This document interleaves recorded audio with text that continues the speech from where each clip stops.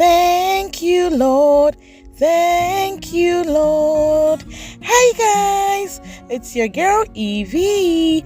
Welcome to Tasty and Fresh Kitchen, where we always prepare tasty meals with fresh ingredients. So I receive lots of DMs asking how I make my all-purpose seasoning. Here you are, family. Let's go. So I have my spice and herbs here. I'll be listing all in the description box, so you check it out, okay? So we have some cinnamon, black pepper, bay leaves, fennel, and the likes. So I add some oregano to it. You know, oregano is very healthy. Okay, so that's my oregano. And then we are going to stir, and then we're gonna toast this on fire for about 3 to 5 minutes to release the flavors and the aroma, okay?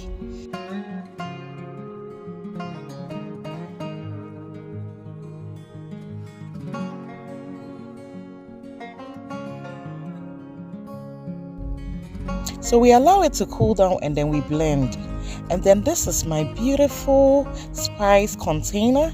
You can use any container of your choice. So I transfer our all-purpose seasoning into my spice container, and family, we are done.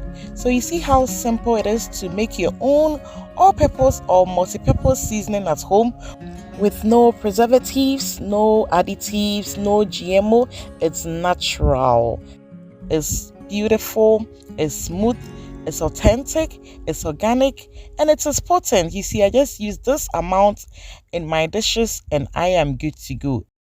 I want to use this opportunity to thank all of you guys for how far we have come. It's a doing of the Lord, and it's so marvelous in my eyes. Thank you so much, family. If you are new to my channel, welcome, and kindly click on the notification button so that anytime I post a new video, you will be notified.